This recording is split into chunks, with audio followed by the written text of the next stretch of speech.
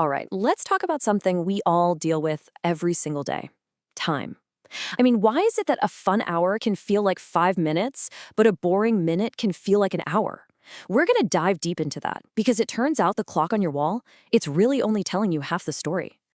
You know that feeling, right? You sit down to just check one quick thing online. You look up, and somehow a huge chunk of your day has just evaporated. Where did it go? Well, it turns out that's a universal experience, and there's some fascinating science behind it. And this quote right here from Professor Adrian Bijan, it gets to the absolute heart of the matter. You've basically got two clocks running at all times. There's the one out there in the universe, ticking away physically, and then there's the one inside your head, your mind time, which is way more flexible. Understanding that difference, that's the key to everything. So, culprit number one is a biggie, and it's probably the one you already suspect: our screens. The digital world, and social media especially, have become absolute masters at messing with our internal clock, creating what you could call a digital time warp. Okay, so how do we actually know this is happening? Well, researchers at the University of Kent set up this really clever experiment. They showed people a bunch of different images. Some were totally neutral, but others were directly related to Facebook. And the question was simple: does the type of picture you're looking at change how long you think you've been looking at it? And the results were, wow, pretty striking. You can see it right here. People underestimated the time for all the images, sure, but that effect was way, way bigger for the Facebook-related ones. It's like when our brain gets sucked into these platforms, time just compresses. An hour can seriously feel like 15 minutes. So what's the trick? Why does this happen? Well, it's not an accident. These platforms are literally engineered to capture and hold our attention. They trigger our brain's arousal systems with things like notifications and variable rewards. You never know if that next post will be amazing, so we just keep scrolling. And in that state of hyperfocus, our internal timekeeper just gets totally thrown out of whack. Now, this battle for our attention doesn't just happen on our own time. Nope, it follows us right to work. If you've ever had one of those days where you feel incredibly busy, but also like you got nothing done, you might be stuck in what a Harvard researcher calls the vicious cycle. The researcher Leslie Perlow, he came up with the perfect term for this: time famine. It's that constant nagging feeling of being starved for time.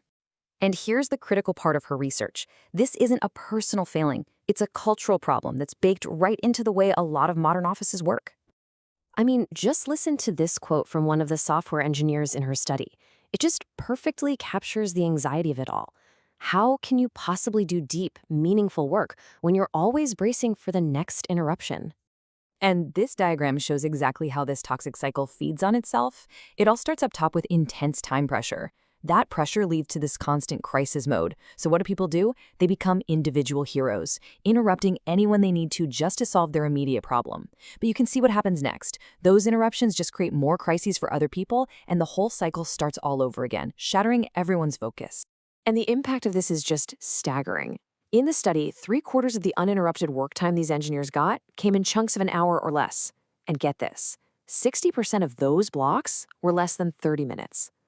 The kind of deep, focused thinking you need for complex problem solving, it becomes almost impossible in an environment like that.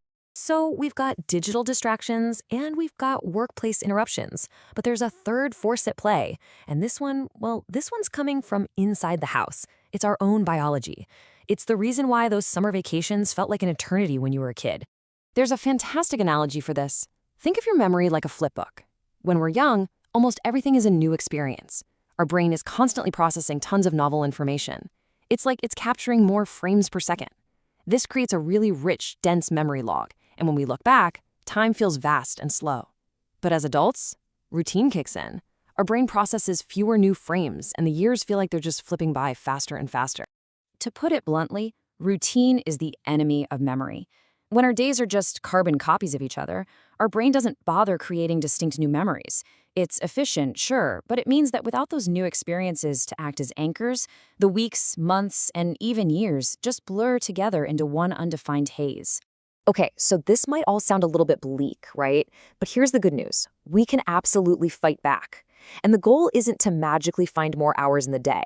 It's about fundamentally changing how we experience the hours we already have. First things first, we have to understand a crucial distinction between two words we use all the time: performance and productivity. Performance is all about quality, getting it right. and it's almost always hurt by time pressure.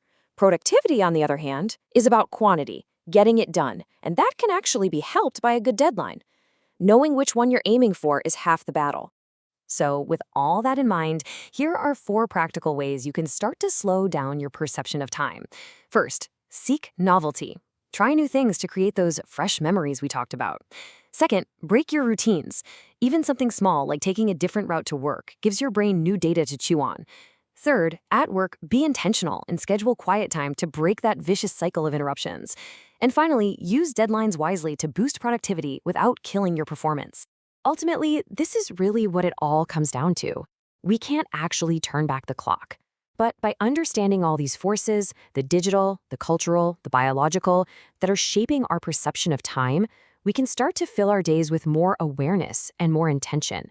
And that can make life feel richer, fuller, and yeah, maybe just a little bit slower.